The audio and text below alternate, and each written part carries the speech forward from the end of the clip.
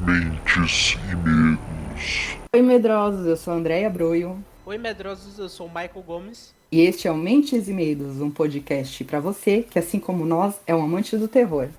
Aqui você vai encontrar relatos macabros, discussões sobre histórias assustadoras, lendas, filmes, séries, livros e tudo mais que o universo de terror tem a nos oferecer. E qual que é o nosso tema de hoje, Mar? Possessão. Você já sentiu alguma vez os cabelos da nuca arrepiar ou uma sensação súbita de frio em pleno verão? Já teve inexplicáveis e decorrentes pesadelos ou começou subitamente a falar diferentes idiomas? Ou ainda acordou e descobriu que foi responsável por a morte de alguém, mas não se lembra do ocorrido? Provavelmente você respondeu que não, mas por incrível que pareça, há pessoas que já passaram por isso. As histórias reais contadas a seguir foram documentadas e aconteceram na vida de indivíduos comuns como qualquer um de nós. Em cada um dos casos, as pessoas estavam envolvidas não por vontade própria, em horríveis eventos de possessão demoníaca. E o que a gente tem, Mar? A gente tem situações de pessoas, algumas religiosas, outras não, pessoas assim aleatórias que sofreram alguns casos de possessão. E a possessão é uma coisa muito curiosa para mim, porque eu vejo uma linha muito tênue entre possessão e doença mental. Ela tá ali, uma pessoa esquizofrênica pode facilmente ser confundida com uma pessoa possessa, né? A gente tem um caso aqui que é do primeiro caso que eu vou falar pra vocês, é do Roland Dewey. O Roland Dewey, gente, é o rapaz que inspirou o filme do Exorcista. Em 1949, ele tinha uns 14 anos, ele morava nos Estados Unidos e ele tinha uma curiosidade pelos fenômenos sobrenaturais. Ele tinha uma tia que ele gostava muito, a família inteira deles era da religião luterana, que é uma religião cristã, né? E essa tia dele era a única espírita, e eles eram muito apegados. O que acontece? Ela começou a incentivar ele a mexer com a tabu Ouija. E o que acontece? Ela faleceu pouco tempo depois e ele ficou muito deprimido, sentindo a falta dela. E ele foi utilizar a tabuija que ela deu para ele para tentar se comunicar com ela. Aí o que acontece? Nesse mesmo ano de 49, ele começou a ficar um pouco esquisito. Começou a ouvir sons, a arremessar coisas na parede com, tipo, sintomas de violência súbita. Ele começou a se cortar, a aparecer arranhões no corpo dele também. Começou a falar daquele jeito esquisito, ficar com aquela imagem bem enfraquecida de pessoa doente mesmo. E, bom, de repente, quando viu, ele já estava falando outras línguas, ele chegou a ser internado em um hospital e foi relatado que testemunhas chegaram a ver ele levitar da cama. Chamaram um pastor para verificar a situação, é Luther Miles, o nome do pastor. E ele conversou com o menino e ele concluiu que o menino estava com múltiplos espíritos no corpo, ou seja, uma legião de espíritos, né, gente? Pelo que o padre verificou, existiam vários espíritos e eles tiveram que fazer mais de 30 exorcismos no menino. E nisso o menino foi sofrendo inúmeras lesões, ele ficou abatido, cada dia ele ficava pior. Ele chegou a ficar tão violento, quebrou o nariz do padre. Então o negócio estava forte. Para um menino de 14 anos, que você olha assim, é um menino magrinho, pequeno, ele tava com uma força que se tivessem três homens grandes segurando ele, não conseguiam segurar. Enfim, eles executaram todos esses exorcismos até o momento que foi cessando, né? E, bom, essa história acabou sendo transformada num livro, né? Que foi o livro que inspirou o filme Exorcista de 71. E até os dias de hoje, ela é considerada uma das mais angustiantes e fortes representações sobre as histórias de exorcismos que a gente tem aí, né, que aparece na mídia e tudo mais. É como se fosse o modelo principal, né, de exorcismo que apareceu. Você já viu essa história, né, Má? Sim, é uma história. Essa é uma das famosas, né? Por causa do filme que foi inspirado. E uma coisa que eu acho interessante, no costume geral, assim, a gente acha que é um espírito só, né? E por vários casos a gente vê que a pessoa pode estar possuída por 3, 10, 40, dependendo dos casos que nós vamos passar. E é muito bizarro, né? Você pensar que uma pessoa que possessão existe, demônios existe, e a pessoa tá abrigando, sendo possuída por tantos espíritos assim, né? Eu fico imaginando, por exemplo, aqueles casos de transtornos de personalidades múltiplas, né? Também eu acho que fica ali bem tênue a linha entre esse transtorno e possessão, porque, como você mesmo disse, sempre a gente nunca vê um caso de entrar um espírito, sempre é mais de um. É como se abrisse uma porta para eles virem, o seu corpo ele vai receber, fica ali aberto. E fica entrando esses espíritos, assim, aí você até pensa, nossa, tipo, é muito parecido mesmo com um caso de múltiplas personalidades, às vezes um fala com o outro, fica uma coisa assim, mas a possessão, eu acho que o que difere da a possessão, assim, que você consegue, é o mais notório de você identificar, é como a pessoa se modifica visualmente, ela fica deformada. O rosto dela muda, sabe? Uma pessoa que tem transtorno de personalidade não muda o rosto dela, ela não fica deformada do jeito que a gente vê ou escuta falar das pessoas possuídas ficarem, né? Sim. Você vê, tem pessoas, né, casos que a pessoa é diagnosticada com várias identidades tal, mas nunca é nada assim animalesco ou brutal assim como a gente acompanha nesses casos de possessão, É porque verdade. a gente vê, né? Eu não lembro exatamente o nome do cara, que ele tinha várias personalidades, mas todas eram assim, como se fossem pessoas, nunca tinha uma que ficava fazendo barulhos estranhos ou E eu também nunca vi uma personalidade falar outra língua, se a pessoa não soubesse a língua. é, É a uma coisa gente que eu acho super esquisito. a gente vê pessoas com várias personalidades que tem pessoas que são mulheres, outro homem, outra criança, mas nunca foge dentro disso assim, que é Uhum. humano e não sobrenatural. É verdade. Ó, a gente pode até já entrar no assunto, que uma que eu verifiquei, assim, que eu fiquei chocada quando eu vi as imagens, tanto do filme, com Matriz, como das cenas reais que tem no YouTube, é o caso da Annelise Mitchell, né? Sim, ela é nascida numa família católica, uma jovem alemã, a Elisabeth Mitchell, o nome dela completo. Era irmã de mais 3 irmãs e ela receberam educação religiosa, né, católica. E quando ela tinha 16 anos, ela começou a sofrer de convulsões e foi diagnosticada com doença mental associada à epilepsia, que é uma das coisas mais comuns, né, que a gente É, vê nisso de possessão, que é muito parecido possessão com doenças, né, psicológicas. muito parecido às crises, né? Sim.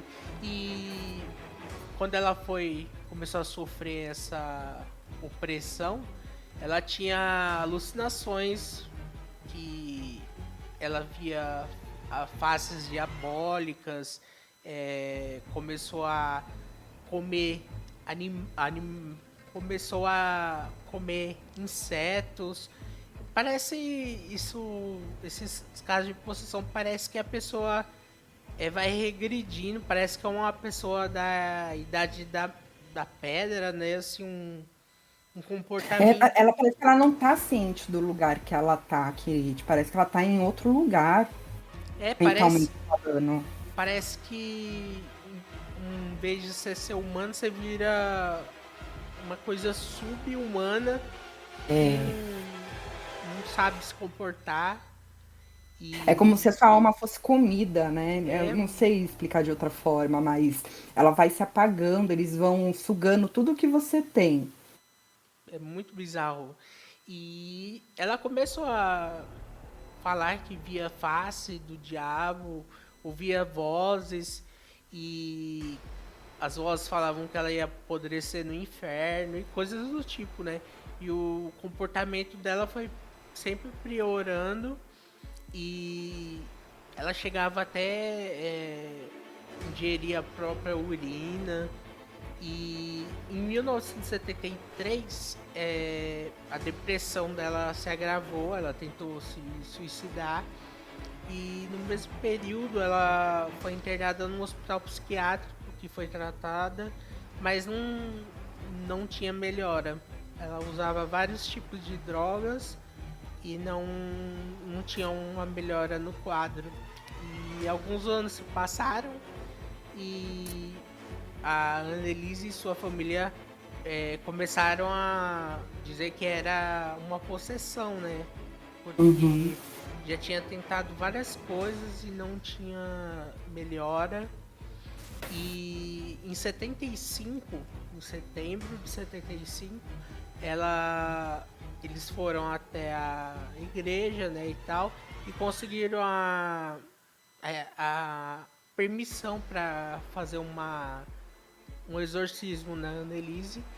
E a igreja concedeu a permissão aos padres Ernest e ao padre Arnold Rains para realizar o exorcismo, né? E durante 10 meses ela passou por 67 Nossa. escorunjações e nesse tempo ela parou de se alimentar para que ela pudesse matar os demônios quando morresse. E no dia 1º de julho de 76, ela morreu em sua cama enquanto dormia, por consequência, né, da desnutrição, e um processo foi aberto contra os padres e os pais dela, que foram considerados culpados por negligência médica, sentenciados a 6 meses com direito à liberdade condicional sob fiança. E em 2005 foi lançado um filme que é dirigido pelo Scott Derrickson, Exorcismo de Emily Rose, que foi baseado nesse caso da Annelise. E é um caso famoso, né? A gente que vai atrás de coisas assim sobrenaturais, coisas de terror assim, é bem conhecido, né? E assim, na minha opinião, é um dos casos mais chocantes e bem documentados que a gente tem, né? Porque a gente tem os vídeos aí que você pode acessar. Você vê que ela é alemã, mas ela fala outras línguas também. É uma das características da possessão demoníaca. Então, assim, é complicado.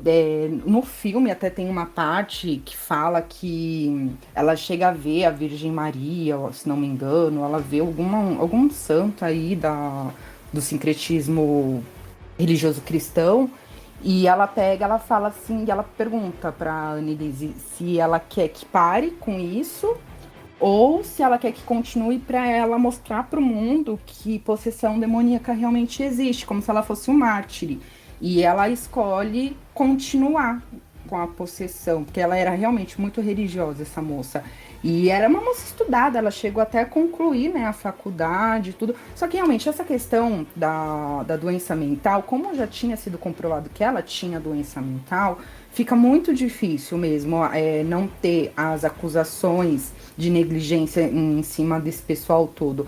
Mas, ao mesmo tempo, só quem viveu aquilo que sentiu o que estava acontecendo, né? Porque, assim, uma doença mental, a gente vê vários tipos de doença, doenças graves, tudo, mas a pessoa, com a medicação, ela, no mínimo, ela tem um controle ali de, pelo menos, não se machucar, não ficar tão agressiva, assim. E ela tava, gente, não era só a questão dela se machucar, a cara dela tava diferente. Você vê que ela é uma moça bonita, ela era uma moça saudável, e quando ela começa a entrar nesse estado de possessão, ela fica deformada. Ela fica assim, não só pela magreza que foi decorrendo ao longo dos exorcismos que rolaram, mas no começo já ela já estava esquisita, sabe? Eu acho, nossa, assim, e você vê que tanto ela como o Roland, os dois eram bem jovens, né? E é muito comum você ver possessão em pessoas jovens. É interessante isso também. E uma coisa que a gente vê, né, pesquisando, a gente no YouTube tem os áudios, né, que foram gravados durante os exorcismos e tal. Ela com a voz completamente distinta do Era uma que voz masculina, né? é uma coisa horrível, assim. A É gente, horrível de escutar, dá arrepio.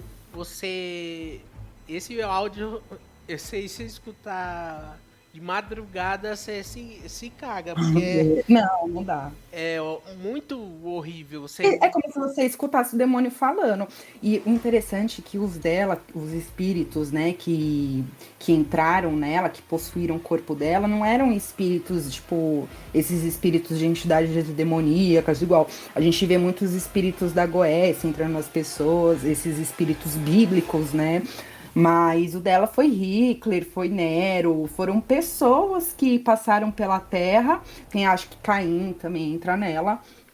E eu achei bem interessante, porque a gente não. Você não vê ela falando de demônios, assim, você vê ela falando. É considerado demônio, gente, porque eu olho assim, tem pessoas na Terra que eu tenho mais medo de pessoas do que de espíritos. E um dos motivos de eu curtir tanto o mundo sobrenatural de terror é porque o mal, eu sou muito curiosa para entender como que o mal funciona. Só que observando o mal que nós fazemos aqui na Terra como pessoas, ele me apavora muito mais do que o mal sobrenatural, assim, em termos de você poder fazer alguma coisa diretamente para a pessoa.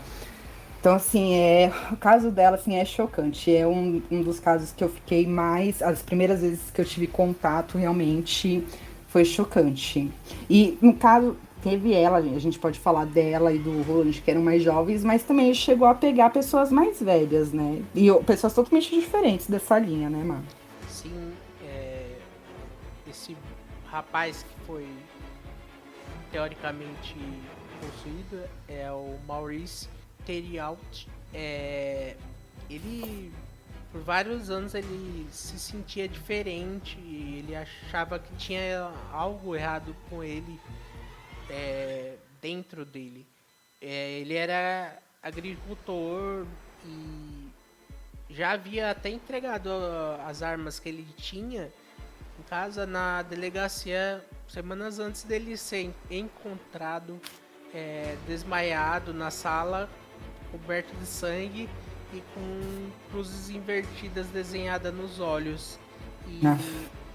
o Ed e a Lorraine Warren foram chamados e cuidaram do caso do agricultor, e eles examinaram sua força em comum e fenômenos poltergeist que aconteciam na casa do Maurice, e eles chegaram à conclusão que tratava de uma possessão demoníaca.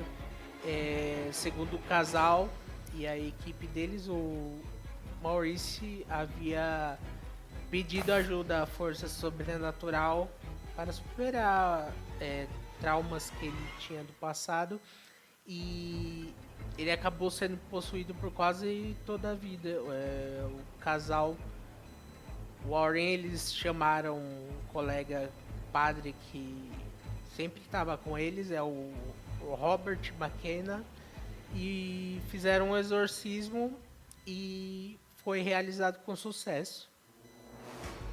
Esse caso pelo menos deu tudo bem pra ele, então. É uma Porque coisa. exorcismo é uma coisa que eu vejo assim, que não é só um não. Não adianta você ir lá na igreja, colocar a mão na sua cabeça, orar e você ir embora que passou, não. Pelo que eu vejo, são vários exorcismos. Tem alguns que levam anos. Esse depois que eu comecei a pesquisar mais sobre possessão uns anos atrás, eu vi que não é fácil, né, assim, você expulsar Todos E eu acho assim, aqueles. não só por expulsar, eu acho que também não é fácil você encontrar alguém digno para expulsar, porque é o que eu fico pensando, vai, se é um demônio e chega um padre que é de alguma forma uma pessoa ruim por trás da bata dele, o demônio seria igual no filme do Exorcista, ele começa a falar tipo as coisas dos padres, né, os segredos, e rola disso também, que eles sabem algumas coisas, ali começa a expor. Então, como que vai tirar um demônio do corpo de uma pessoa, sendo que você mesmo é uma pessoa que não é uma pessoa pura, digamos assim. Então, eu já vi que rola os padres, como esses padres exorcistas, eles ficam dias antes do exorcismo em jejum, em oração, sabe? Eles têm que ter uma vida muito regrada em relação ao espiritual, alimentar o espiritual para poder enfrentar essas entidades demoníacas, porque não é qualquer um, não. É muito. Necessita de muita energia É muita energia. Me falam, e. né, que os padres exorcistas, eles costumam ter uma vida curta depois dos exorcismos que eles fazem. Eles não conseguem, porque é tanta energia que você gasta ali, que você tem um período curto para fazer aquilo. É o que eu li de um padre falando, né? É bizarro. É bizarro. Tem um caso também que eu achei interessante, que é o caso do Michael Taylor.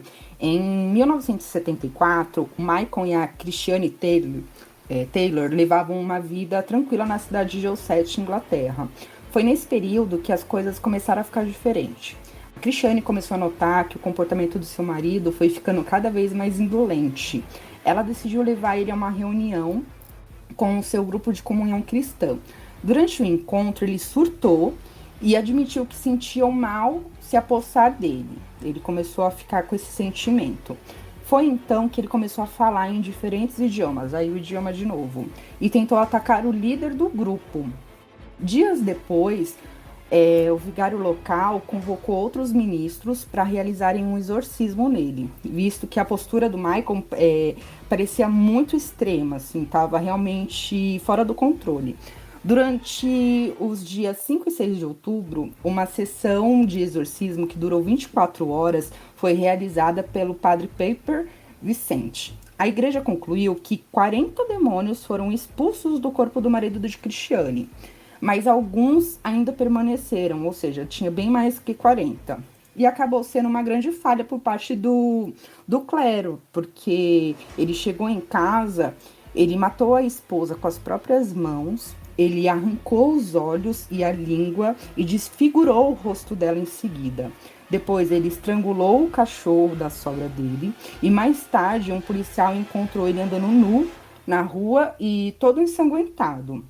Bom, ele foi preso, né, e julgado pelo assassinato em 65 da esposa, e depois ele foi absolvido por motivo de insanidade. Aí, assim, não disse se ele chegou a ficar em algum internado, né, em clínica, porque, assim, é absolvido da questão de você ficar preso como um preso comum. Mas se você é considerado um doente mental, então você vai ficar num lugar apropriado para ser tratado. Você não é julgado condenado, né? Porque você tem um problema mental, mas você não deixa de ficar preso, porque você é um perigo para a sociedade. E aqui eu achei esse caso bem chocante, porque ele tinha filhos também, né? E assim, ele fez isso com as próprias mãos, assim, ele entrou numa psicose, numa neurose tão grande e fez isso. E é difícil, porque já era um homem mais velho, ele não tinha quadros de doença mental. Foi assim, do nada que aconteceu isso. Aparentemente ele não havia mexido com nada. Simplesmente o que desencadeou isso nele foi o fato dele começar a frequentar essa roda cristã aí. E aí eles começaram a pregar a palavra, tudo, né? Aquela energia, e o cara começou a sentir que tinha isso dentro dele e pirou. Eu achei isso muito louco. Porque, assim, é muito comum acontecerem mortes em casos de possessão. Seja da pessoa que tá possuída, Ou a pessoa causando a possuída morte. matar alguém. É, e uma coisa que a gente vê é que sempre a possessão e a parte das doenças psicológicas são de mão dada, né? Assim, para quem acredita na ciência e não no sobrenatural, é sempre um problema psicológico, Não é um né? com o outro. Mas sabe uma coisa que eu também acho que possa ser? Uma teoria, tá? Eu acho o seguinte: pessoas que têm algum tipo de doença mental, talvez seja mais fácil para um espírito maligno desse, um espírito demoníaco, se apossar da pessoa. Porque deve ter alguma brecha, sabe? Energética. A pessoa, como ela tá ali, ela vive entre a realidade e uma ilusão psíquica. Talvez essa ilusão psíquica, não sei se facilita o fato deles entrarem, se apossarem, porque assim, esses espíritos, gente, a gente falando nesse contexto da possessão, esses espíritos demoníacos, quando entram nas pessoas, eles acabam com a pessoa, você sente o ódio do espírito, assim, sabe? Você vê que tem algumas pessoas até que consideram que demônios são legais, que até trabalham com essa energia demoníaca, ok, cada um faz o que acha legal da sua vida. Mas eu não acho que esses espíritos sejam um tipo de espíritos que queiram ser nossos amigos e fazerem coisas pro nosso bem. Pelo contrário, eu acho que eles odeiam a gente e o máximo de mal que puderem fazer, eu acho que eles vão fazer. E eles mostram isso nas possessões, né? Uma coisa assim que é tão óbvia. Você olha e você fala, não, ele não é amigo da... Que espírito bom faz isso com uma pessoa? Né? Espírito libertador. Não, isso não é libertador. Mas tem aquela questão também que falam, né? Deus permite. Então é complicado. Por isso que eu sigo e recomendo a todo mundo seguir de a gente não dar brecha nenhuma de vamos brincar de tábua Ouija ou de brincadeira do copo e tal, porque você não sabe, a gente não consegue ver o plano É. Dificilmente você vai espiritual. atrair alguma coisa boa, né? E vamos supor, você já tá passando por alguma dificuldade, independente do que seja, a, aquilo pode estar esperando só uma brecha para É. poder. Ou às vezes ele tá até te influenciando a você fazer aquilo e você nem percebe, né? Sim. Você não E jogaria, então, um jogo Ouija? não, eu acho que a gente, assim, por mais que eu tenha curiosidade de jogar, mas a gente tem que tomar, né, cuidado porque a gente não consegue ver o plano espiritual, né, e tal, a gente vai saber o que tá esperando pela gente. Eu, quando eu era mais nova, eu cheguei a jogar aquela brincadeira do copo, mas não deu certo. Eu acho, pelo menos, que não deu certo. Mas hoje, como uma adulta e depois de tantos anos de pesquisa, eu não tenho interesse em jogar também Tabu Ouija e me comunicar com qualquer espírito que seja, assim, dessa forma, pelo menos, porque a gente não sabe realmente o que tá vindo falar com você. E, como eu disse, eu acho muito difícil um espírito de luz vir falar com você através desse tipo de comunicação, entendeu? Eu acho que pode vir qualquer um e é muito fácil ali dar uma merda. Eu não arriscaria. É melhor ficar. Melhor evitar. E o próximo caso é da Julia, que é um nome, é um apelido, né? Porque É.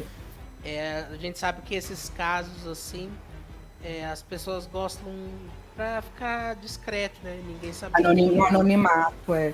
sim. Essa Júlia, ela tinha coisas disso de falar em latim e ela tinha características também de doenças mentais e tal.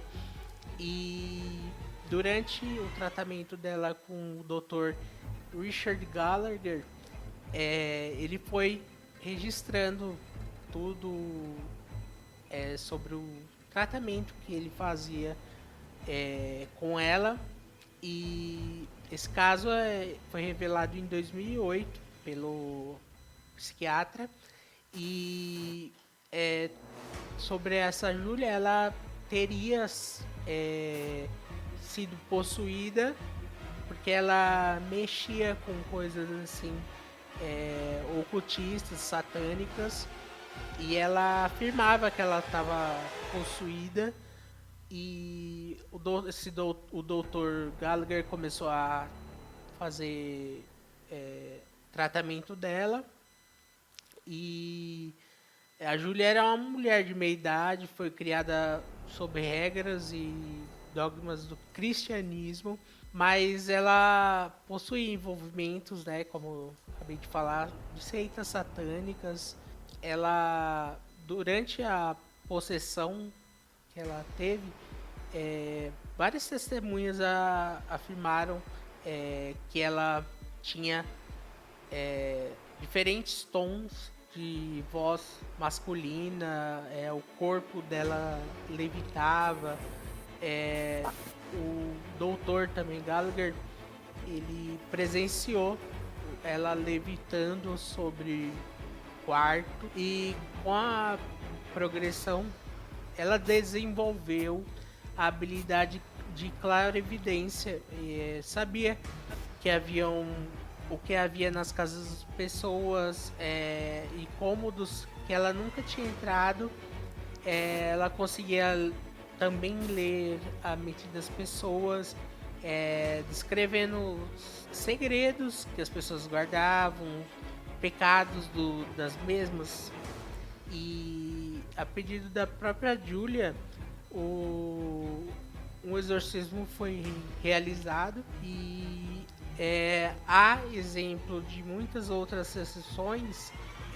A paciente falava em outras línguas diferentes, e também tinha várias vozes de diferença, e alguns sons que ela emitia pareciam de animais, e sua raiva e força aumentavam quanto palavras religiosas eram proferidas. Foram precisos 5 pessoas para segurar ela, para que o exorcismo tivesse continuidade, né? E em dado momento o corpo dela levitava e permanecia desse jeito por mais de meia hora, e pelo que foi divulgado, a conjuração deu certo e a Júlia passou a ter uma vida normal. E nos últimos 25 anos o Dr. Gallagher ajudou a igreja distinguir de casos com doença mental do que ele chama de a coisa real, e ele estima que mais casos de possessão do que qualquer outro médico no mundo. Agora eu tô. Nossa, Mike, você me assustou. Nossa, não sei o que aconteceu. O modem desligou, o cabo tinha saído da. Nossa, do olha PC. só que coisa esquisita, hein? O nosso último caso. Credo, Senhor Jesus tem poder. Faz uma oração depois que a gente acabar nosso pod, tá? Tá. E eu vou falar isso para as pessoas. Vamos falar, porque isso foi super esquisito.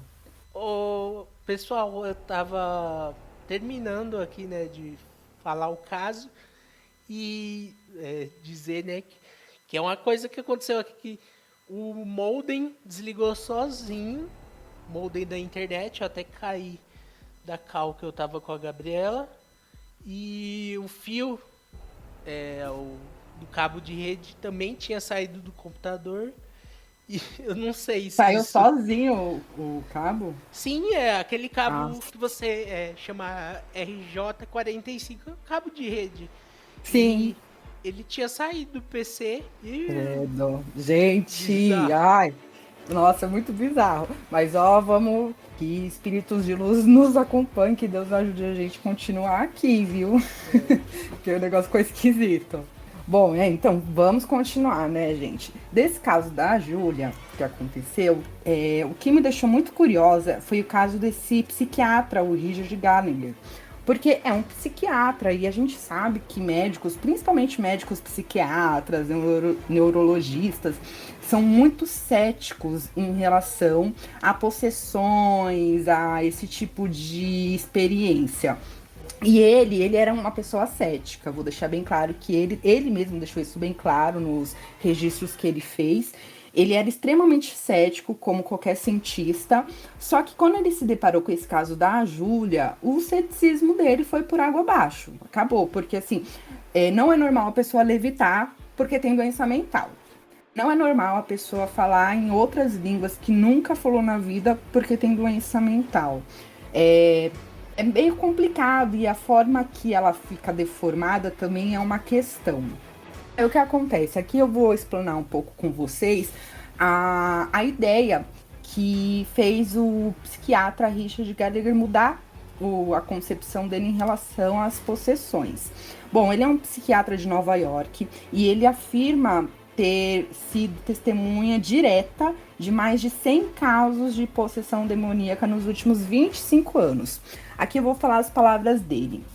Os demônios são muito mais inteligentes do que os humanos e falam fluentemente todas as línguas. Os demônios são reais. A possessão demoníaca existe, eu vi em primeira mão. Eles são anjos caídos. É nisso que eu literalmente acredito.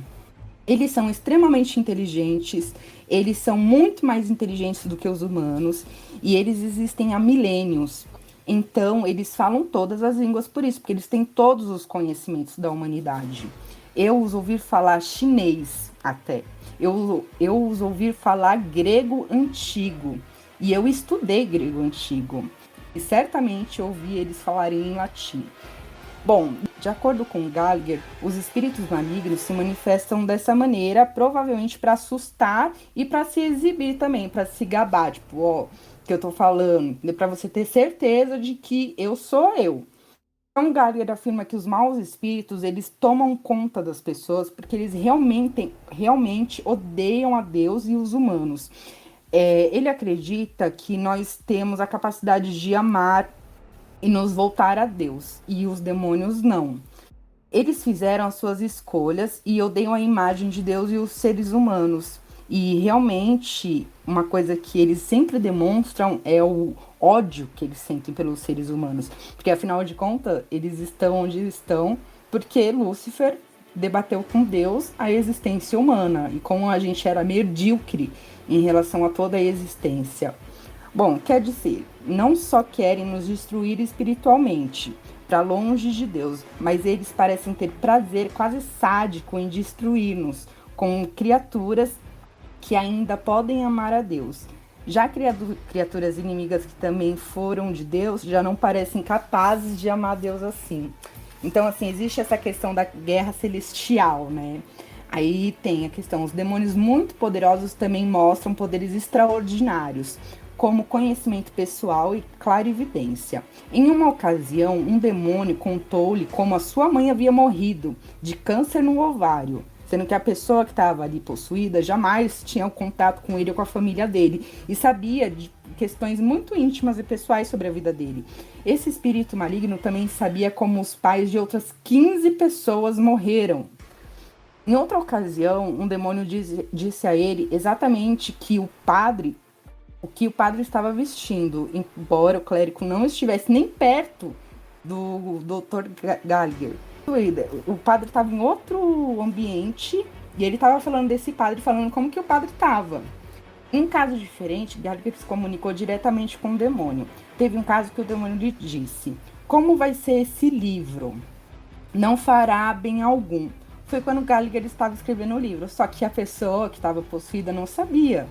Ou seja, o demônio ele já estava sabendo, né? E eu acho isso muito curioso, porque fez uma pessoa cética, uma pessoa da ciência, desacreditar em tudo que ele acreditava para começar a entender esse contexto espiritual. E eu acho que isso dá muita credibilidade para casos de possessão. Porque é uma pessoa estudada, é uma pessoa que ela, acima de tudo, ela estuda ciência, né? E quando ela vê que a ciência não explica aquilo, acho que ele acredita assim, não tem como não acreditar. A gente fica, né, pensando, a gente pode até presenciar algo de sobrenatural, mas a gente sempre quer encontrar uma resposta lógica, né, uma resposta dentro da ciência. E Sim. a gente acaba, né, como o Dr. Gallagher Ele presenciou diversas vezes e ele estudou, né, ciência, se formou e tal, e mudou de ideia, porque ele, Também ver uma que- pessoa levitando meia hora, né? Qualquer um, não tem como. ele acabou presenciando esse caso da Julia e outros mais, e é muito bizarro. Eu acho que a gente, por mais que a gente tenha querer acreditar nas coisas normais, mas é difícil a gente negar que um doutor ele ia querer arriscar A carreira dele, né? sim. Com certeza. E ele é um senhor já, né? Mas você vê que nos últimos, ele deve ter bem mais de 60 hoje em dia, mas os últimos 30 anos da vida dele foi em cima de estudos assim, de possessão, ele acreditando na possessão. Ele entrou nesse, ele virou uma pessoa até não religiosa, mas ele se converteu, digamos assim. Ele começou a acreditar. E é uma coisa que é muito curiosa. As pessoas, por exemplo, comigo também rola um pouco disso. Eu imagino, eu acredito que o bem exista, porque eu acredito que muito mais que o mal exista. Então, como que não vai existir o bem, sendo que eu vejo que existe o mal? Entendeu? Mas é que o mal a gente vê muito mais do que o bem, assim, nessa questão. É difícil. Você acredita em possessão? Você pode dizer que você é uma pessoa que acredita?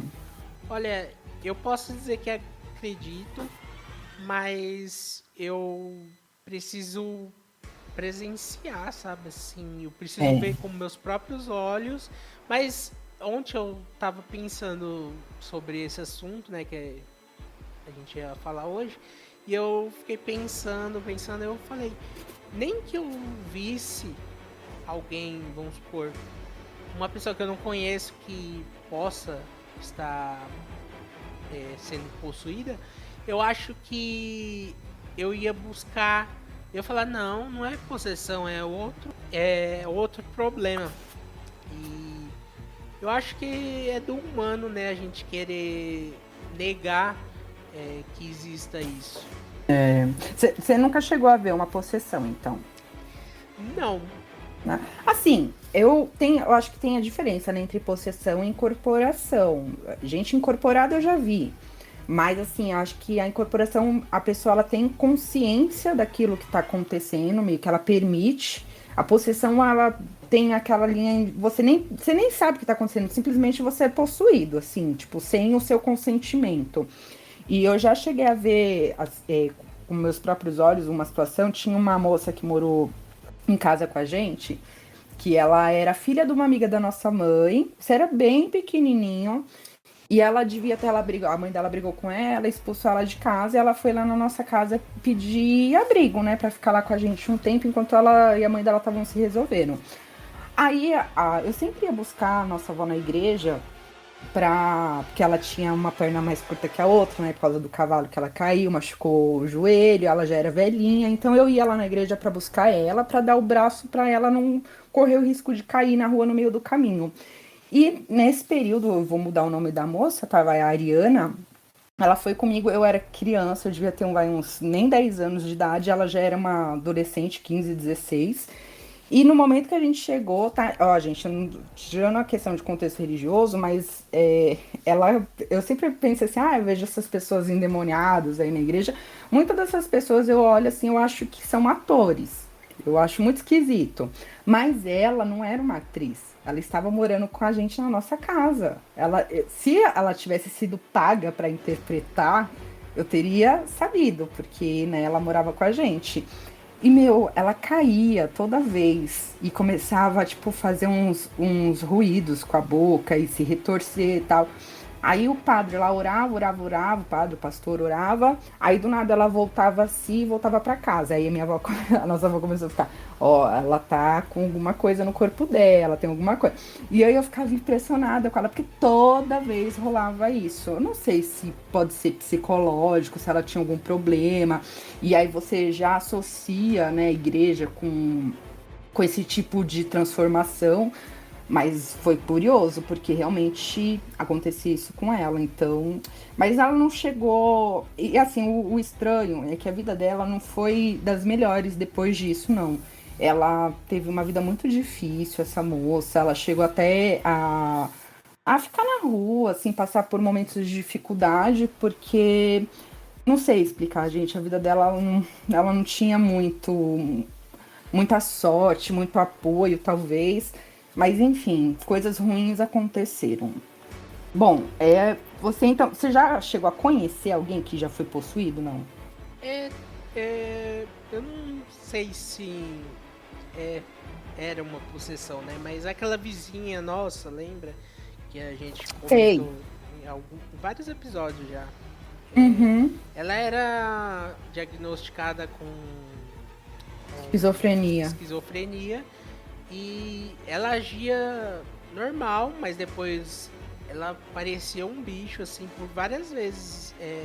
A minha mãe, né, a nossa mãe, ela conversava com ela, queria dar apoio, ajudar ela, né, e ela tinha dias que não parecia que era ela. Eu sei que a que a Esquizofrenia. esquizofrenia causa isso, né? Que a pessoa vê um mundo completamente diferente e tal. É. E às vezes pode ter sido isso, mas também é uma linha que nem a gente já discutiu aqui. É uma linha dentro da ciência, é uma doença psicológica e tal. E para quem já acredita em Deus ou no demônio e tal, a gente acha que é possessão, né? Uhum, é. Como que você reagiria se você estivesse num recinto e visse uma pessoa sendo possuída? Você ia ficar com medo? Você ia tentar orar por ela? Você ia ajudar? O que você ia fazer? Eu acho que eu não ia fazer nada, porque eu só ia tentar, né, pedir pra Deus Ajuda essa alma. ajuda. É, porque eu provavelmente eu não sou a pessoa qualificada, né, pra chamar Deus pra Ah, sim. despossuir a pessoa e tal. E sei lá, eu acho que na hora que acontece a gente vê de uma forma, né, sem a gente estar na situação, mas quando a situação acontece, a nossa reação é completamente diferente, né? Então, eu acho que eu não ia conseguir fazer nada, porque eu não acredito que eu consiga, vamos supor, ter como expulsar um espírito imundo e tal. E eu acho que eu não ia fazer nada. O que você acha que faz uma pessoa ser possuída? Você acha que é do nada? Ou você acha que a pessoa ela tem alguma coisa que ela tem que fazer para isso acontecer? Eu acho que depende da fragilidade da pessoa. A gente vê tantas pessoas quebradas, assim, espiritualmente, pessoas que sofrem por diversas coisas, que nem a gente tá falando agora dessa mulher que ficou na época lá em casa e é uma vida, ela teve uma vida difícil, né? Já pensou ser tirada de casa, adolescente, não ter mãe, não ter uma referência de uma pessoa que cuide da gente e tal. Eu acredito que isso fragiliza muito a pessoa. Tem várias outras. Verdade. A pessoa tá sozinha, ela se sente sozinha de corpo e alma, né? É como a gente tava falando agora da tabuleiro Ouija ou brincadeira do copo, essas coisas assim. A gente vai deixando uma brecha, seja a gente brincando com uma tabuleiro Ouija, ou a pessoa passando por dificuldades da vida, né? Que a gente sabe que tem pessoas que acabam se usando drogas e tal. E a vida vai só piorando, vai quebrando a pessoa e a gente Atraindo, né? é uma forma de um meio que que aquele espírito imundo tenha para possuir a pessoa. Ó, em relação a essas questões, assim, eu tava nas pesquisas, já faz um tempo que eu vi um vídeo na internet, gente. Assim, pra quem quiser ver, já deixo claro desde o início. É forte, cenas fortes, entendeu? O negócio é pesado. Bom, é uma religião, um culto chamado Kibayo. Ele é realizado, é um ritual que é realizado num lugar chamado Montanha da Sorte, que fica lá na Venezuela. Lá vão milhares de pessoas, gente, centenas de milhares de pessoas vão lá para, né, verificar esse ritual. E eles, os locais ali, eles cultuam a Maria Leonza, entre outras entidades. E eles cultuam, o ritual, ele se dá através de possessão. E eles consideram rituais de cura.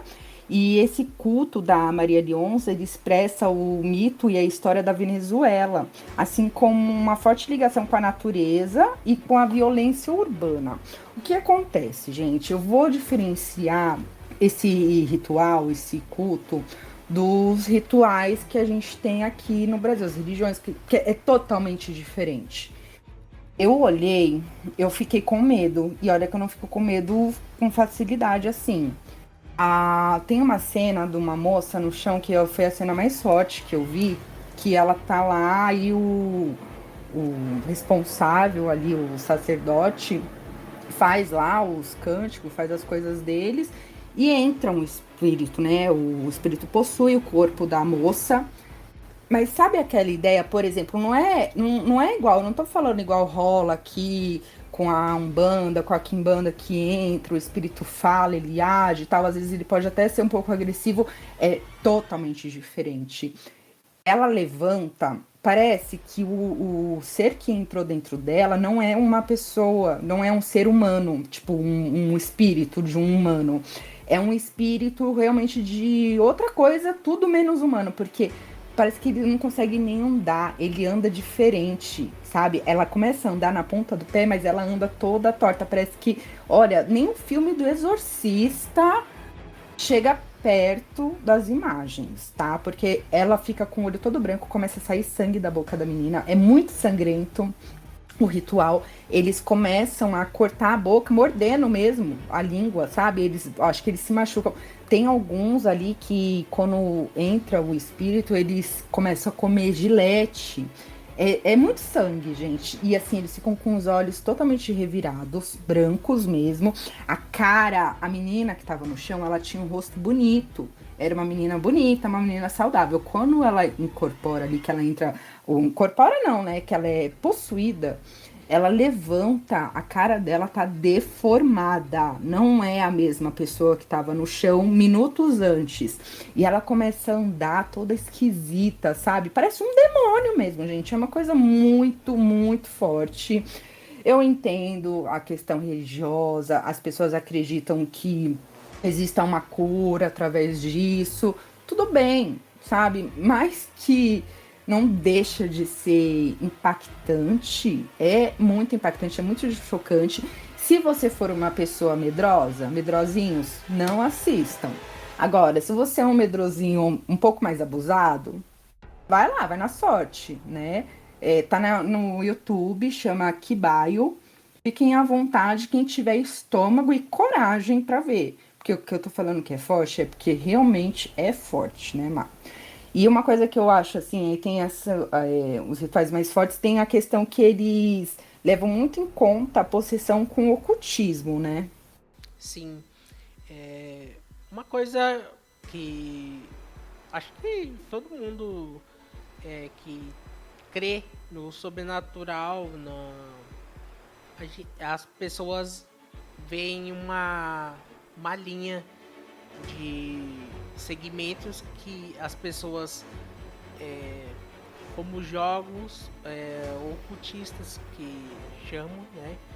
Que é tarô, tabuleiro Ouija, vidência ou qualquer outro tipo de espiritismo, são as causas mais frequentes de uma pessoa ser possuída ou ser submetida a uma ação do maligno.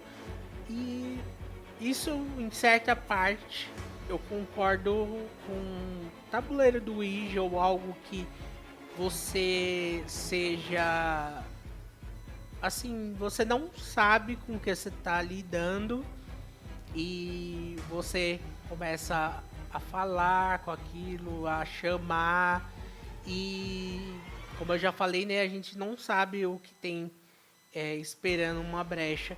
Agora, quanto tarô, vidência e qualquer outro, Espiritismo, né?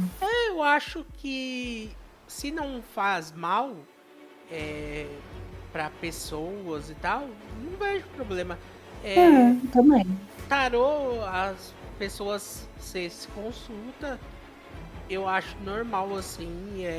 A vidência, a gente, Acho que é um dom a vidência, né? Porque na é, Bíblia tem tantos videntes. a Tem gente, a vidência do Apocalipse, porque o Apocalipse é uma vidência, se você parar pra ver. sim. O cara viu um futuro, digamos assim, né?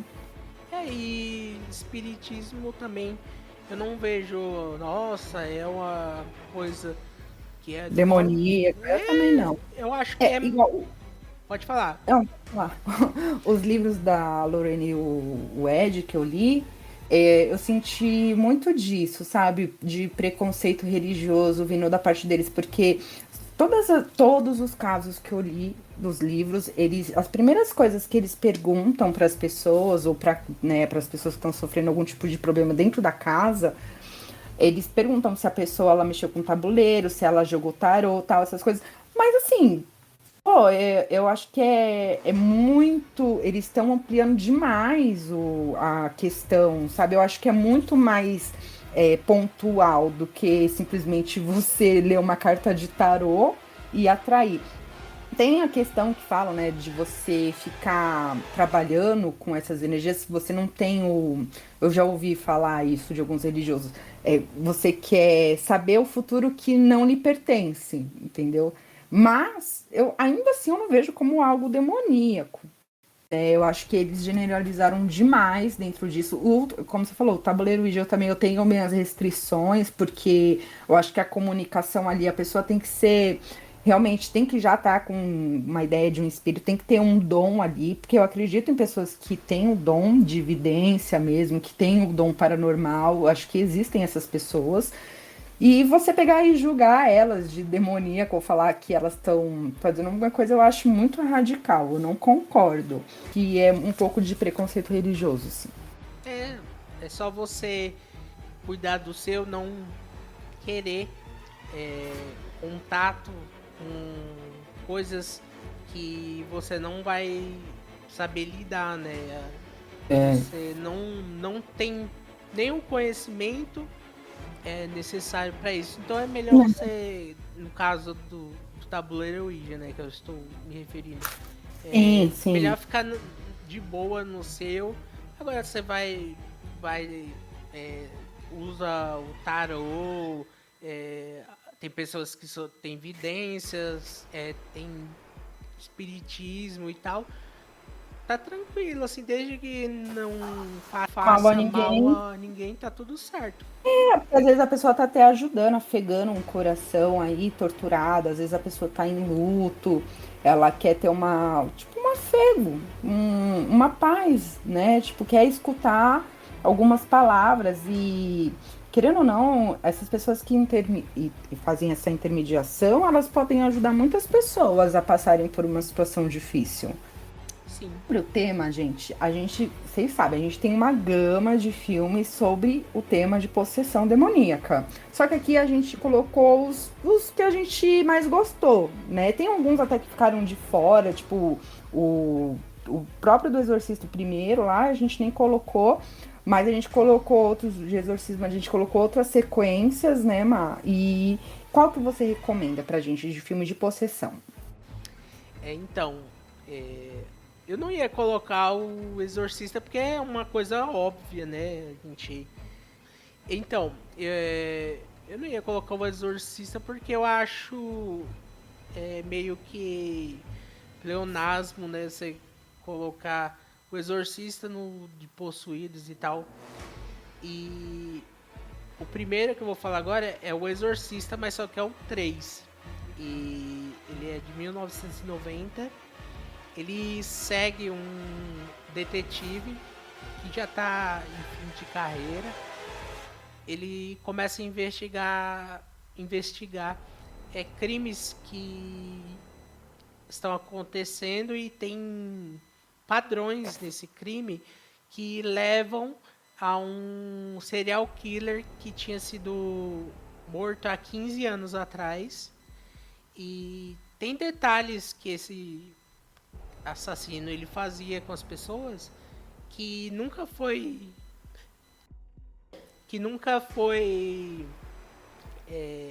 Solucionado.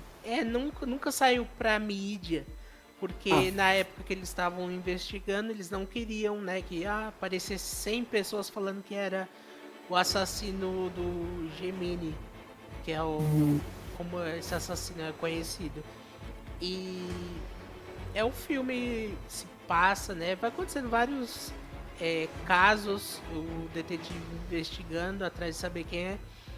E esse filme ele tá aqui porque eu acho até melhor que o Exorcista 1 pelo motivo de ele ter aquilo que até a gente comentou mais no começo do podcast, que a gente acredita no mal. É muito mais fácil acreditar no mal do que acreditar no bom. E esse filme, ele tem muito disso. Esse detetive, ele é muito cético, esse detetive. Ele tem um amigo padre que ele se consulta para saber sobre algum caso e tal. E ele é muito descrente, né? Eu acho que também por ser policial, você vê muita coisa, né, que faz você perder a fé na humanidade. E esse filme é muito interessante por causa disso. O filme toda a narrativa do filme é muito boa, e o que me fez gostar ainda mais foi essa de a gente sempre enxergar o mal e nunca enxergar o bem.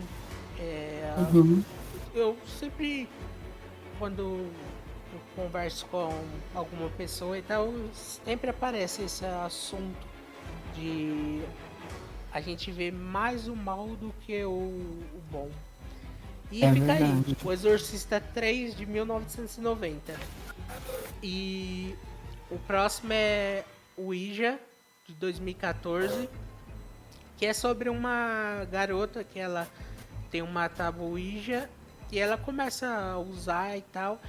E tem um espírito que fala que é um espírito bom e tal. Mas aí começa acontecendo coisas estranhas e tal. E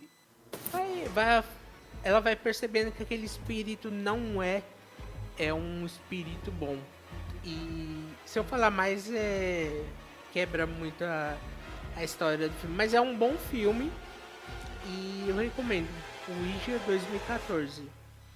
E tem o Ouija 2 de 2016, que é uma história que se passa se passa no passado, nos anos 70, que é de uma mãe e as duas filhas, que elas trabalham com... a mãe é tipo clarividente, tal, ela atende as pessoas, mas só que ela é uma charlatã e todas as coisas que ela faz para parecer sobrenatural são as filhas dela. Aí elas acabam, a mais nova acaba encontrando uma tábua Ouija, começa a brincar e aparece esse espírito que não é bom e começa a acontecer várias coisas. E esse filme é muito bom, como o Ouija de 2014, e eu recomendo o Ouija 2 de 2016. Tem também o Evil Dead de 81, o de 87 e o de 2013. O Evil Dead 1 e 2, que dos anos de 81 e 82, respectivamente, se tratam de uns amigos que vão para uma cabana e acabam encontrando um livro que é o Necromancy, e eles acabam despertando um demônio e começa a possuir as pessoas e tal. Ele é levado sendo mais sério, e o 2 de 87, ele é basicamente o primeiro filme, mas com uma pegada mais leve, assim, meio de comédia e tal. E o de 2013, ele é um filme, ele se leva a sério, e ele é muito, assim, ele é muito voltado pro terror e também pro gore, porque tem várias cenas de body horror, que é chamado, e é um filme muito bom também. Legal. E esse negócio do livro, né, Necromancy, é Necromancy que fala? Ele tem um programa que chama Fantasmas e Famosos. Aí tem um episódio do Marilyn Manson que ele tem um cara que ele conhece quando ele era adolescente, e o cara mostra esse livro pra ele. Eu sei que acontecem coisas super esquisitas. Esse episódio a gente não encontra ele com facilidade aqui no Brasil, mas tem um pedacinho dele em espanhol no YouTube. Quem quiser ver, é Famosos e Fantasmas com Marilyn Manson. E aí basicamente mostra como que o Marilyn Manson entrou nessa vibe dele, nessa vibe mais sombria, mais satânica, porque pelo que o Marilyn Manson fala, ele entrou em choque, e ele fala que foi por causa do livro. E seguindo, um filme que chama Demônio, de 2010, que é sobre pessoas que ficam presas num elevador, e uma delas está possuída pelo demônio. Aí o filme inteiro se passa no elevador com aquelas pessoas. Nossa. E a polícia tentando resgatar eles do elevador, e sempre dá errado porque o demônio tem uma ajuda, né, externa. É como se ele tivesse um poder de mexer as coisas ao favor dele ao redor, assim, que a polícia nunca consegue chegar a ele. E é um filme bastante divertido, assim, ele entretém. Para um filme que se passa 85% de um elevador, é muito bom, sabe? Assim, você não para. Eu fiquei curiosa, porque eu ainda não vi esse filme, mas eu quero ver. Eu te passo presa num elevador com demônio, deve ser... É muito bom, assim, é divertido. E legal. Por parte de mim, esses. Pela minha parte, eu recomendo pra vocês o Possessão de 2012. Tem um ator que eu amo, que é o Jeffrey Dean Morgan. Eu adoro esse ator, vira e mexe ele faz uns papéis bem legais aí nesse universo do terror. E também uma coisa que eu achei legal, que ele envolve muito a questão do judaísmo, porque é a história de uma família, são pais divorciados, eles têm 2 filhas, e a menina, ela compra uma caixa de book, um brechó lá, eles têm muito aquelas vendas de garagem. E, bom, essas caixas de book, gente, é uma ideia do judaísmo mais ortodoxo, que eles acreditam que existam espíritos malignos, demônios, e eles fazem rituais que eles conseguem prender, né, os demônios dentro dessas caixas. Só que as caixas são lacradas, tal, você não pode abrir, mas elas ficam ali, presas. E algumas pessoas acham e acabam abrindo essas caixas. Eu acho que vocês já devem ter ouvido falar delas por aí. E o que acontece? A filha compra e aí a filha é possuída. E o enredo da história é em cima disso, do pai tentando salvar a filha dele. Você sente a agonia do pai, tem umas cenas bem bacanas desse filme. E tem um ator que, na verdade, ele não é um ator, ele é um cantor. Só que ele é um cantor, ele é judeu. E eu acho que hoje em dia ele não é mais ortodoxo.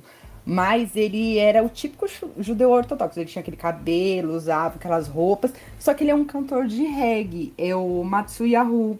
Eu adoro esse cantor. Ele tem até uma música que eu falo. Tem uma frase de uma música dele que eu acho linda. Que ele fala assim: e eu sei que eu irei. Se eu cair, me levantarei e continuarei. Eu acho essa frase linda.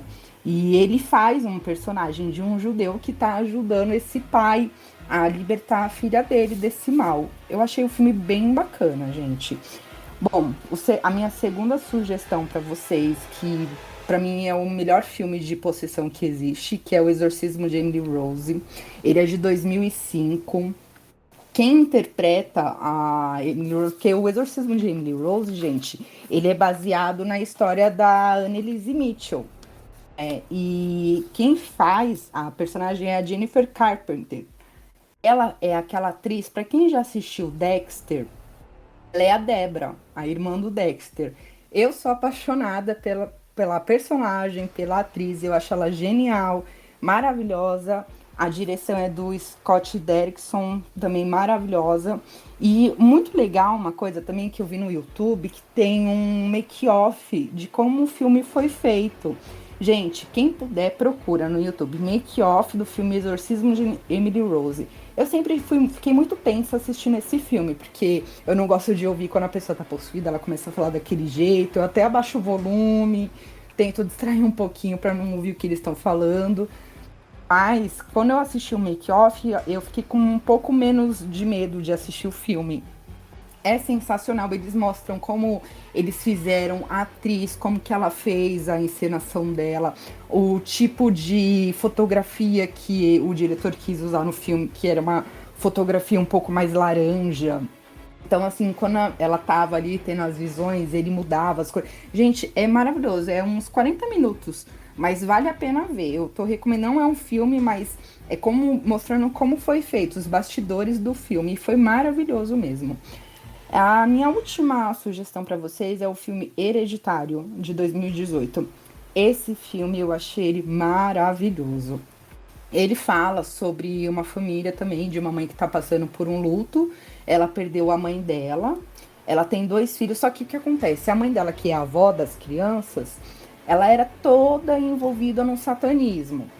E ela era muito ligada a um espírito chamado Paimon, que é um espírito da Goécia. Acontece, eu tenho um livro que eu li, que eu adorei esse livro, é de uma escritora chamada Michelle Bellinger, chama Dicionário dos Demônios. Essa mulher, gente, ela é sensacional, ela é médium, ela é escritora, ela estudou religião comparada. Aqui no Brasil, ela não é tão conhecida, mas fora eu já vi ela em vários programas aí de paranormal, da gringa, ela sempre tá aí aparecendo. E os livros dela são maravilhosos.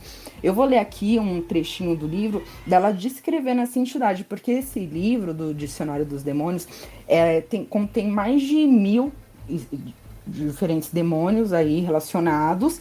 E ela vai explicando um pouco de características de cada um, o que cada um faz, como cada um age. Aí no caso do espírito desse filme, que é o filme ele se envolve nesse universo. Aí ela fala aqui que é o espírito da Goécia. Ele é listado como o nono de 72 demônios, e ele vem montado em um camelo e aparece como um homem carregando uma coroa gloriosa na cabeça. Paimon tem algumas das mais fortes lealdades a Lúcifer. Ele responde favoravelmente a consagrações e sacrifícios. Paimon também aparece na magia sagrada de Abramelin, o mago. E aqui ele é um dos 8 subpríncipes que supervisionam todos os espíritos convocados no 3º dia de operação do Sagrado Anjo Guardião. A ele é atribuído o poder de causar visões, ressuscitar os mortos, dar familiares e convocar espíritos em diversas formas. Do livro assim que eu li, aparece que esse demônio ele tem várias legiões de demônios ao seu favor, trabalhando para ele. Então ele é como se fosse ali um chefe. É bem tenso. E o filme é maravilhoso, gente. Ele é chocante, eu fiquei impressionada, mas de uma forma positiva, porque ele realmente, ele sai daquele clichê, sabe, de pessoa possuída, tal. É um pouco diferente a abordagem que eles usam, mas sensacional. E assim, saindo desse universo de filme, a gente entra no universo das séries. O que de série que eu indico pra vocês, que teve uma que eu vi esses dias no Discovery Plus, que foi a série do Roland Dewey, que é o menino que foi o responsável por originar o filme do Exorcista. É uma série documental, tá? Não é uma série sequencial. E aí fala, é a verdadeira história do Exorcista. Ele tem uma temporada, ele é desse ano, de 2022, tá no Discovery Plus pela Prime. Tem a série Evil, de 2019. Eu assisti, eu achei bem bacana também. É uma psiquiatra, não lembro se ela é psiquiatra ou psicóloga, mas ela é dessa área da psicologia. E ela é como se fosse uma psiquiatra forense. Ela ajuda o judiciário a condenar casos igual aconteceu ali no caso do exorcismo de Emily Rose, né? Ela ajuda a condenar as pessoas responsáveis pela omissão aos cuidados. Só que começam a acontecer coisas tão bizarras na vida dela que aconteceu a mesma coisa que o psiquiatra Richard. Ela começa a acreditar que aquilo realmente existe. Nisso, ela e um padre ficam muito amigos e os dois começam a ajudar as pessoas que estão passando por esses problemas sobrenaturais. Bom, um outro que eu indico pra vocês, que aparece Casos de Possessão também, é uma série gostosinha que eu adoro, vira e mexe quando eu posso eu assisto, que é Supernatural, que é uma série de 2005, ela tem 15 temporadas, Melhor e a série. gente vê muito casos de possessão, né? Sim. Eu acho que o Supernatural ele tem aquilo que a gente falou lá no começo, que é que demônios conseguem ler mentes, né? Que eles alguns tipo que mais antigos eles têm poderes diferentes um dos outros e acho a abordagem que eles fazem muito bom. Muito bom mesmo. Eu adoro, sempre que não posso eu assisto. E o último que eu tenho pra indicar é a série Lucifer, de 2016. Ela tem 6 temporadas e a gente vê, né, os casos de possessão, porque o Lucifer, querendo ou não, ele não é aquele ator bonitão que tá lá, não. É o espírito do Lucifer que entrou naquele corpo, né? Então, assim, eles utilizam. Tudo que mostra Lilith, mostra outros espíritos também, sempre eles vão entrar no corpo de alguém. Eu acho bem interessante, é a ideia de possessão. Bom, de livro, gente, eu vou indicar para vocês só um hoje, tá? Mas foi um livro que eu tenho esse livro aqui comigo. Eu li, olha, ele me deixou, não que decepcionada, assim, é um livro muito bom. É do Andrew Paper. Ele, hoje em dia, ele é considerado um queridinho do universo do terror. O Stephen King já falou dele. Pelo menos falam que ele vai tomar o lugar do Stephen King nesse universo. Então, vamos ver os próximos capítulos. Mas esse livro fala a história de um professor universitário. Ele tem uma filha, ele tá passando por um divórcio. A filha dele deve ter uns 10 anos, 10, 12 anos, entre esse meio de idade. E ele estuda essa questão de religião. E aí uma mulher procura ele, uma mulher bem esquisita, falando que tem um caso que tá rolando lá na Itália, e eles, como ele é um estudioso da área, eles querem que ele vá lá dar um parecer sobre o que tá acontecendo, e eles pagam toda a passagem e tal. Como ele tá passando por esse momento de força e tal, ele resolve ir e levar a filhinha dele pra ir passear. Acho que é Veneza, se não é Veneza. E eles estão lá, e aí levam, quando ele chega no endereço que é mandado ele ir, ele entra num lugar, é um padre que recebe ele, é tipo uma torre que ele vai subindo, tem um cara numa cadeira preso, e ele tá com uma câmera. Enfim, o cara, ele tá possuído, e o cara que tá possesso começa a falar várias coisas pra ele sobre a vida pessoal dele.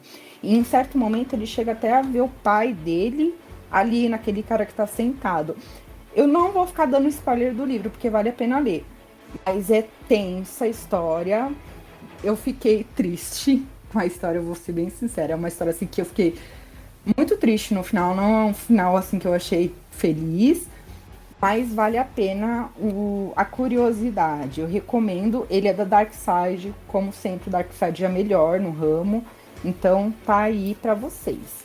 Eu adoro, falando desse final do livro, eu não li, né, mas você dizendo que é um final triste, por mais que eu não goste de finais tristes, mas também eu acho legal, porque é tipo o que Disney é um final agridoce. Você. Exatamente, você usou as palavras corretas. É exatamente isso. Provavelmente esse livro no futuro ele vai virar um filme, que ele não é tão antigo. Mas assim, aí é triste, gente. Não, não vou mentir, não. É uma coisa que eu fiquei. Ai. Mas assim, ele dá margem a interpretações. Não é um final pontual. Cada um vai interpretar de uma forma. Eu interpretei de uma forma triste. Né? É isso. E você, Má, tem uma coisa mais para acrescentar? Não, é só. E eu queria agradecer a quem ouviu até agora. Muito obrigada e até a próxima. Isso aí, gente. Se você gostou, apoie o nosso projeto através do nosso Pix pelo e-mail mentesemedos@gmail.com. Com as doações, iremos investir em melhores equipamentos e produções para trazer a melhor experiência para você ouvinte. Mas caso você não possa doar uma quantia em dinheiro, você já nos ajuda muito nos avaliando com as estrelas, nos seguindo nas redes sociais. O nosso Face é Mentes e Medos, o grupo com o mesmo nome. O nosso Instagram é Mentes e Medos, tudo junto, tudo minúsculo. Curte, compartilha, que isso vai ajudar muito a gente. E se você tiver algum relato que queira compartilhar, mande e-mail para o mentesemedos@gmail.com. Vai ser um prazer compartilhar a sua história. O universo de terror é com a gente.